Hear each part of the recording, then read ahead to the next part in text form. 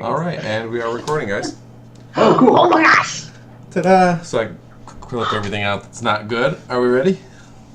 Sure. I wish I had blue cards like on the late night shows. All right. I am TheGungHoGun. I'm here with Robot Loves Kitty, co-creators, the two man myths, legend womans, Calvin and Alex of Robot Loves Kitty. You guys have done extraordinary work on a couple of titles, and just thank you very much for your time today. Oh, it's a pleasure. Thank you very much for having us. You got it. Should probably re-record that intro, huh? No. No. Perfect intro. You can do it. Do it. Believe. Just believe. So you guys started out with almost the most impossible project out of all of them, if I followed you accordingly. N8, or Never Done 8-Bit, had some of the most intense code I've seen put in a game. And wow. Thanks. Just an intense amount of work. And since then, easier projects or more complicated in other ways, just different. What do you see for the future of Robot Loves Kitty? So, are we going to talk about the fact that we know who each other are? Oh, I guess we could do that. I was going to keep that. You're like listening to the interview and you're like, I don't know how to behave normally. This is weird. This is weird. This is too weird, guys. Calvin ruining the interview. It's too weird.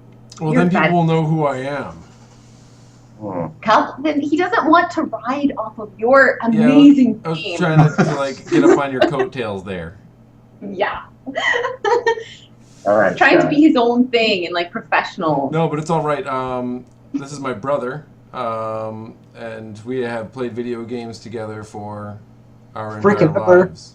Yes. So that's probably more important than anything else goes. Video games have been like, cornerstone to our existence. Totally. Absolutely. Assisting in problem solving. Handling brotherly disputes, perhaps? The majority of our education. Perhaps creating some also. But yeah, absolutely. Video games, that's how you play. Yeah.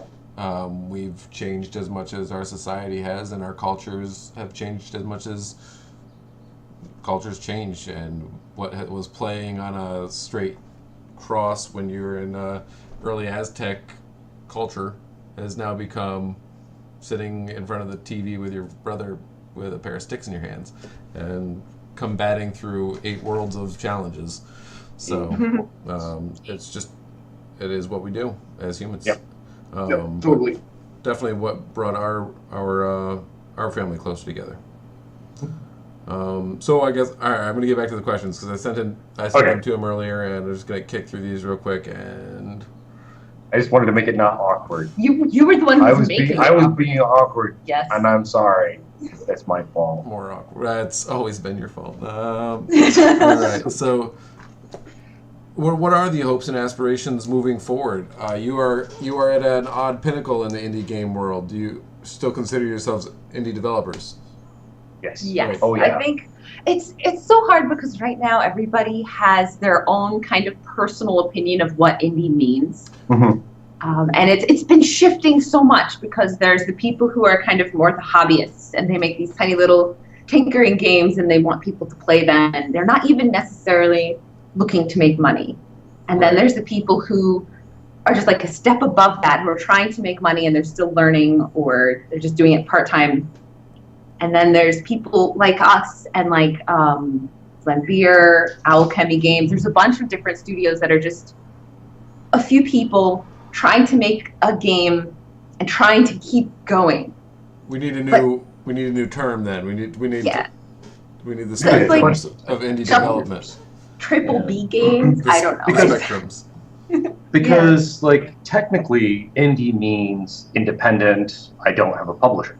But if you define it that way, Rockstar Games is indie. Yeah, there are certainly some people who fall into that crack that necessarily don't deserve to be there. They've earned that funding themselves, but if it were a musician any different, you wouldn't say that they have done it from the scratch and are still doing it from scratch. At some point, you start to fly and you lift off, and you're your own title now. You're your own label. Yeah. Your own publisher. Your own Exactly. publisher. Exactly, your own label. I think for us, we don't have we really are still a very small company. We don't have the momentum to be like, oh look, we have a new game and bajillions of people flock to it. We don't have that kind of voice. That would be nice. That would be awesome. But we still are very much growing. I think we still definitely snugly fit into the indie category, but we want to keep making games. We enjoy it. That's like literally all we talk about is games we want to make, and having more freedom to make more games and do things more with more risk. Absolutely, trying to get those ideas out of your head and somewhere you can play with them and enjoy them. Obviously, I've seen a whole bunch of your interviews and interviews everywhere, and I mean, even the guys who made Super Meat Boy. You know, he said he just could never be under that umbrella, and he wanted to go after and make his own. You know, and I've heard you say that countless times. If it's not the game I want to play, why am I playing it? I'm going to go make this game. I'm certainly not going to spend the time making someone else's game. Absolutely, I understand the motivation behind it. Taking my swing at it, of course, didn't go so well, but you guys have blown it out of the park. Well, thanks. I think it's like a combination of just failing repeatedly and hard work. I mean, that's and luck. Luck. Failing, timing hard work, and was luck. very much in our favor for a bunch of random things that we didn't even consider. So definitely luck. When you say, you've said it a 1,000 times, you play to have fun, etc., and you make games that you want to play. What motivations or motivators, human motivators, would you say you've put in as implements in some of your games? I know your new title certainly features the human desire to be accepted almost. You know how I mean? Where you have all these people watching, and they're dictating to some extent. You're trying to get almost the blessings from the crowd. So acceptance is there. Interesting. There are so many different human motivators. I read an article about 20 different human motivators, and you can find more lists compiled. But you always have to look at what was the motivation behind the motivation almost. What was the human motivator that depicted this is that kind of fun I'm getting out of it. And I know sometimes it happens by chance. When we were playing around in Legend of Dungeon before it came out, the pistol was the most fun I've had in a video game in some time, and my goodness, well, we had to take him out, or we couldn't go on, so we took him out. That's a really that's an interesting thing. Human motivator stuff is a lot of what you have considered before. Yeah. But just originally before, that was part of your self-education while making Neverdawn. Yeah. But for Upsilon Circuit, it's interesting that you say that the thoughts of the human motivators from the player's perspective, from the guy who gets picked, and for us to want to make that game, it hasn't been from that perspective. Which is a different shift for us. For us, it's from a perspective of I want to watch people play this game. I want to see what happens when they go, because we've had excellent news. I was kind of worried about being on the sidelines watching, so it's good to know that that's the motive and the angle of the actual gameplay is from that perspective, and that's awesome. Absolutely. Because me as a consumer, or however you put me in whatever category, I can't wait to be the guy that just goes for gold, or whatever I'm going for. I'm gonna push for the hardest, and I want, again, I guess the motivator comes down to what each and every one of us as game players want from the game or derive from it, more so than what you put into it when you're making it. Yeah, no, we're definitely taking from that perspective. It's more about, we had a lot of fun watching people stream Legend of Dungeon. Oh, so much evil fun. Right, because we get this enjoyment out of seeing people struggle, and it's a story. When you play through a game like that, they are generating a story, and we're like, what can we pull from that? Where can we go with that? What kind of stories can we tell in this high stakes environment? Because another big thing about Upsilon Circuit, I guess I'm kind of the evil side of Robot Loves Kitty, because I'm like, how can we make them die harder? and the idea, what I wanted to do is I wanted to make something where people really experience loss and consequence on a level that generally you don't see in games. Like with Legend of Dungeon, it's a lot of fun to watch someone play and die, but then they get to start over again. Right. We're basically breaking a lot of the rules of video games by doing it this way. Like, these are things you should never do. Right. Giving someone a game and then being like, well, you get to maybe play once. And if you do play once, that's really it. And maybe. And making like some of the rules of building a good game are to minimize the feeling of defeat when you lose, so that you feel like, well, that wasn't really my fault. I'm going to try again. It was the game's fault. The world is pretty cruel, huh? Yeah.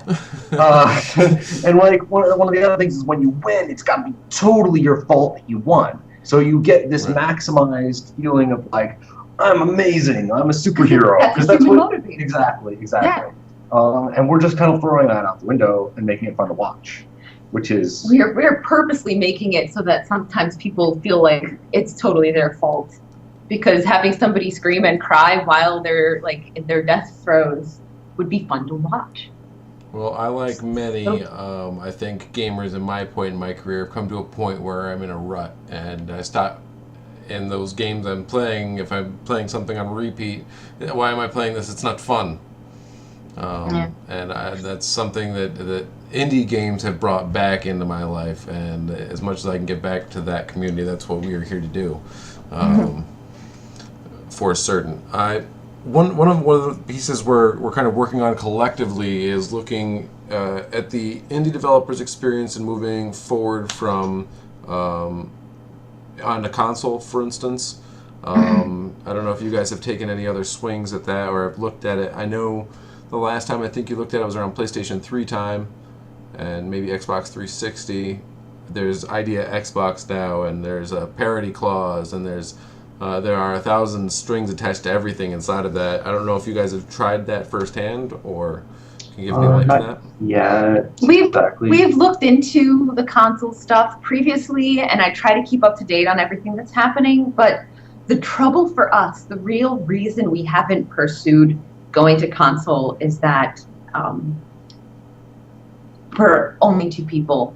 As far as the Legend of Dungeon project goes, it's just the two of us. Yeah. And I don't program, so it's all on Calvin. And amazing progress there, by the way. Legend of Dungeon is coming along very well. Just missing a couple elements from your Kickstarter, which is just awesome to see come to full grasp there. Wait till you have chickens following you around. You'll be so happy, Scott. Pets are so much fun. I have some time set aside today. I'm going to hopefully put a couple of gameplay videos in. It's been a while since I got my hands on it, so I'm excited to see the changes that I was reading about earlier today. So close, so close. Yeah, almost. I've been actually. I'm like working on Upsilon Circuit during the weekdays and doing Legend of Dungeon updates on the weekends, which is nice to change things up for us. But it's coming along really well. I've got pets are almost totally ready to go. Almost. Yep. All the artisting are ready for you. Yeah, they are so much fun to play with. Oh my gosh, it adds a whole big chunk to the game. Excellent. You mentioned something earlier. You touched on it a little bit about being a company that releases titles like in series or just having 5 good titles out, and at what point you stop being an indie company. What is the downside, or do you get protection in being an indie company, an indie development company, not having to worry about it's a bad title, it'll be forgiven, it's under the wash, or is it more pressure on you when it comes down to how is this title going to impact? You're talking about major game changers here in your next title. Major game changers. It's when you're an indie dev, it's all you. You don't have to worry about pleasing a publisher, but there's definitely risks. There's what kind of lifestyle do you have currently, and how much of that lifestyle depends on your next game being a success.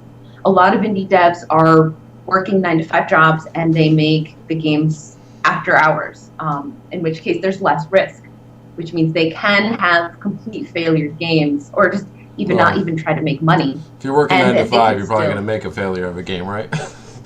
It'll take a long time. If you're working on making a really good game, it'll take a long time. I wiped the dust off of the surface, and I had my fill. Yeah, it takes a special. I've seen it done. I couldn't do it. I've seen Yeah, people who why you quit your job. but I've seen people do it, and Yeah. I'm always in shock that somebody's been It's- able to hold down a job and make an amazing game. Yes. It's That's pretty always- intense. You spend the whole day at work thinking about how you can fix just one little problem without having the utilities to research it. And then you go home, you try out everything, and then it's like, oh, time for bed. I don't know if that'll work or not. We'll try tomorrow morning. And then you try it and fail or succeed, and you go to work thinking about the problem the whole day again. And Well, writing code it's the kind of thing where like you got to gear up and use your whole brain for it, and being a little tired and being like having the thoughts of the rest of your day on your head while you're doing it, it doesn't work. It didn't work for me. Especially as a project gets bigger, because you have to keep more and more in your head about how everything functions together. Not that I'm a programmer, but just watching. So the other thing though is that like when you're, I think the major change of like it becoming stressful, I guess, to produce a game that is good and a switch over isn't so much oh no, I better start making things good now to keep my name up. And before I wasn't worried about that because whatever. It's more of a when I'm making the first couple games, it's kind of like maybe this one will be the hit. You know, like you're not worried about keeping things going because you haven't had anything going yet necessarily. Gotcha. I think that's where that shift occurs. Where right now we're really concerned about Upsilon Circuit, and we're really kind of like, oh man, this better be good. Well, to some extent, that's also because we're involving other people in this project. We have some other people helping us, and that is something we're not at all used to dealing with. Yeah, it's the first time we're bringing on Terrifying. a group of people to help work on the project. So, How many more people have you brought on? so we've got an artist. His name is Aaron. He goes online by Cobra Mode. He Does amazing 3D work. We worked with him Amazing. on Zapping Dino Cowboys. He did all the art for that. Awesome. And that, he's just phenomenal. Everything that he showed us for the game. I wish there was a pair of Oculus Rift around somewhere so I could just try Yeah, out some it's of these fun VR game. Jam games. I'm without, unfortunately. I played with it a little bit. It is awesome technology. And man, it'll be a I wish lot. I could. I see all these things, all these YouTube videos, and I see them with the two screens, and I'm just like, oh, I want that strapped to my head. I want to see that it's as one pretty good. screen. Yeah. Yeah. So there's also Daniel, Oh yeah. For who's doing Animation. the animation. And we're bringing Dave back, who did the soundtrack for Awesome. Legend Dungeon. Awesome. He's doing the soundtrack for Upsilon Circuit. And we're still looking for a coder right now. yeah, we're looking to Don't get send us one any other more resumes. No, yes. But we have 2 or 3 different really awesome people that we're trying to decide who we like the most, who we'll get along with best, and the best skills, and that we can afford. Because we're like That wants to paying put up with us. people nothing. Here's the shoe. Try to fit into it. Yeah, very much so. But it's kind of scary having a team. But that's something that a lot of indie devs do. Yeah. Often what happens instead of what we're doing is the people find each other on the internet and they just collaborate on a project that they're all Right. passionate about. Right. But we're lucky enough that our concept is so kooky and strange for Upsilon Circuit that a lot of people who hear about it are like, I want to be a part of that. That sounds really Something new? Yeah. All right. Excellent. So Which makes it a little more scary, but also Yeah. more fun too. Like everybody that's working on it is like really passionate about it and excited about it as much as we are, and that's nice. I think when you put your main focus on gameplay, the rest kind of follows suit. People will find what they need to from the game, and they'll find some value in it, whether it's, waiting till someone gets stuck at a window in Legend of Dungeon and you have to shoot them for a couple extra laughs, or whatever it is inside of any game. I can't think of how many times we've found new ways to play a game to find fun in it. And I think when you open up and you give the world the controller and say, see what you can do, man, if Twitch Plays Pokemon taught us anything, you can relive a whole game in a new way, just playing it differently with everyone behind the sticks. Yeah. What an interesting concept. I'm very much looking forward to it. I also have to finish beating Legend of Dungeon because you mentioned Yeah. that's something very brutal. I beat it. I finally beat it. Like a while ago, I made it through. It took me forever. Screenshot or it didn't happen? Yeah, no, I live streamed it, so Yeah, it's Excellent. for real. Excellent. It's for real. No hack, yo. It doesn't count for real though because there's still updates. You have to beat it Oh, again. that's right. Once because I've got to make it harder now. Now that I've accomplished it. That's excellent. I'm sure that keeps the gaming community waiting for the next patch if they've defeated it also. Well, maybe they'll find their own fun way to play it. We do have that insanity mode or whatever. Oh, I'm not going to beat it on it. No, that's not going to happen. I feel like I had another question here somewhere hiding around. Yeah, what do you account for there's a overall big push to get away from these large companies. I know I was talking to you about what you fear as far as your next title goes. Do you think that's even a theory in EA's mind? Do you think they're worried about these large companies if they drop something on the people that obviously isn't ready? I don't mean to just point at EA, but they have a kind of a history of pushing people to pull the trigger early on projects. There's a lot behind the scenes that's happening. There's a lot of Yes, we're politics. We're seeing a lot of different things happening at once. Yeah. The game industry is just changing rapidly, as most industries are. I mean, technology is a funny thing in that it continuously empowers people, and when you continuously so look at the music industry where suddenly computers and recording technology has become available so that anybody who can make music, who has talent, can make music.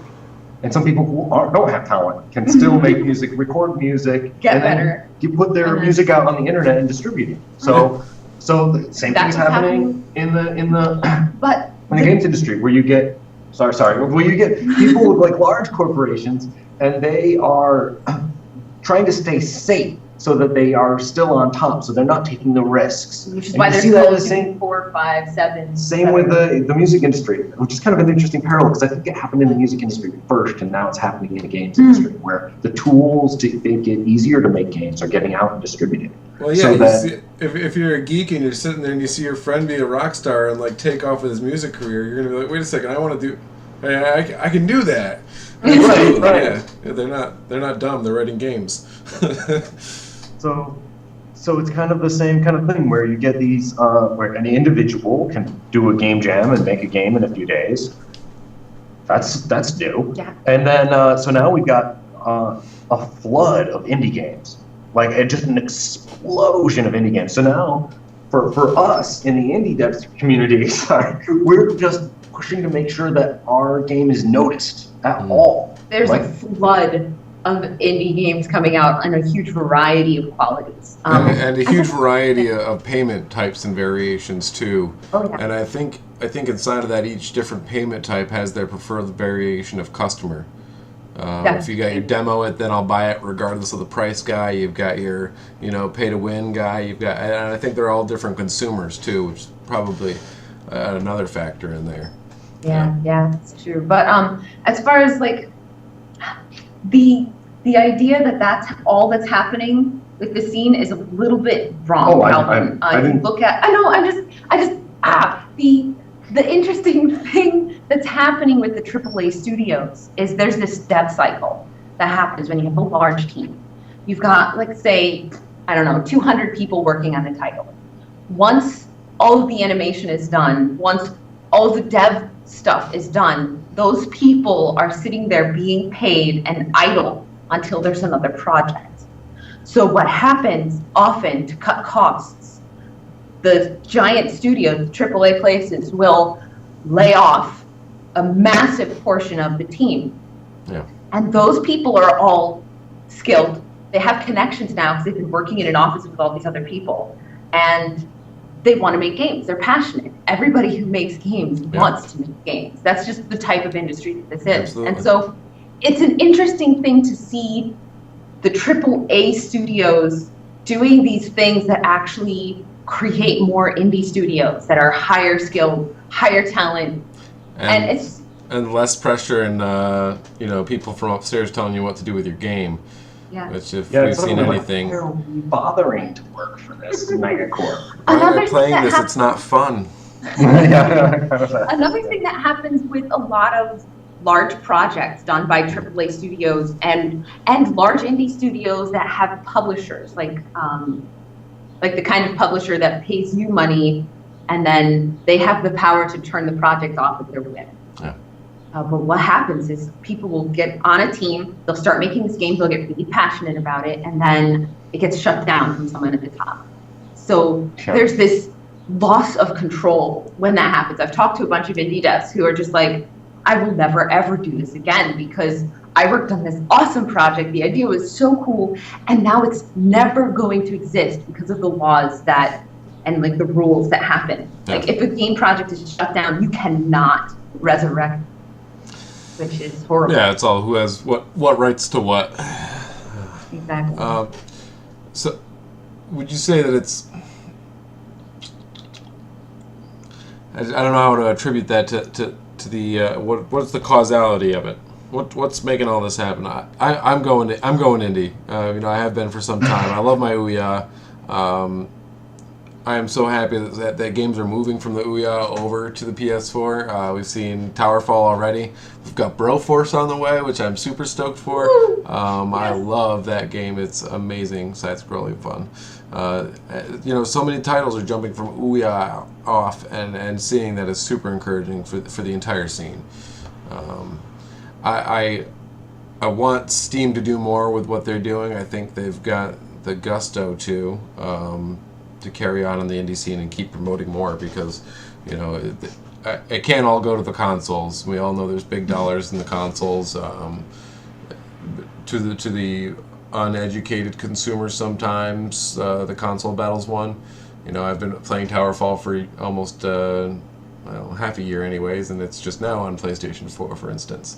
So I've been having the joy of playing that game for some time, and the PlayStation 4 version has gotten all the updates now. The Ouya version's kind of left in the dust, sadly. And there are awesome updates, but at what cost? Are these developers are probably hurting themselves a little bit, I would imagine, to get that done. I know back in the day the updates costed quite a bit to kick off to the consoles. I don't know if they've reduced that. I'm not sure how that's going now.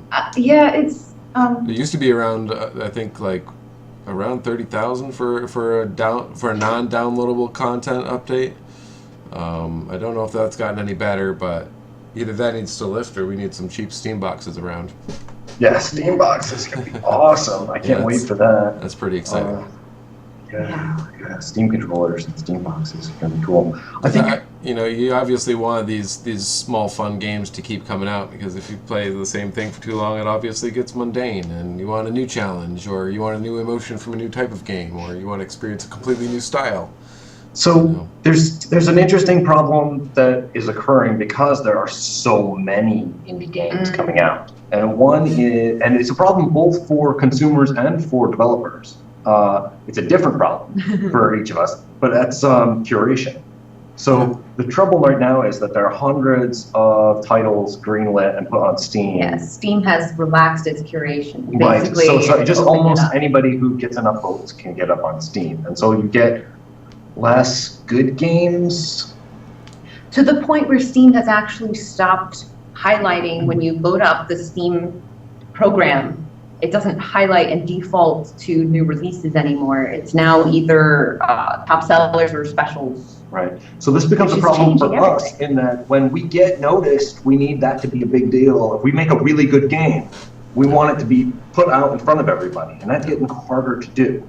And then for a consumer, it is difficult to find the good games in a avalanche of indie titles. You almost need like an indie version of Pandora for video games, where it comes up with suggestions for games that you've played, and they have gameologists that can sit there and sift through them and find the titles that would be like something you want.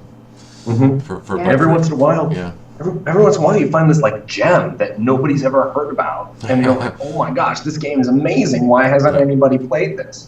I'm glad you mentioned that. It's going to be one of my segments we're going to be rocking on Tragic Vision. We're going to have a weekly segment of an awesome game that you haven't played. It's going to be phenomenal. We've got some great alpha footage coming up from Destiny also, and some awesome things on the way. Definitely got to stay tuned. Cool. Very That's much cool. looking forward to the Division, hoping to get early access to that as well. Neat. You guys are going to What a play gorgeous Amazing game. Frog, right? I love Amazing Frog. I will certainly. I don't even know what version it is now. I saw something about outer space, I think, the last time I saw it. So I'll have to re-download whatever new version, and I will give that a go. The capture card is on the way, and everything should be rolling smoothly here as we proceed. Cool, That's awesome. man. And next time you see me, hopefully my blue screen will be here, so I won't be up in the office for the video. That's blue in the background. It is blue, but it's on a blue screen. Big Oh. difference. I don't All those different variations of color kind of take an effect, but this has been an absolute blast. You guys are saints with your time. Thanks for letting me get set up here, and really appreciate it. Yeah, no, it's a lot of fun, dude. I hope the best for your site and show and stuff, and good luck, man. Good luck. Thanks, guys, and we'll be in touch, of course. I'm looking forward to seeing you this weekend. Yes. All right, bye. Take care. I clicked the button. Sweet.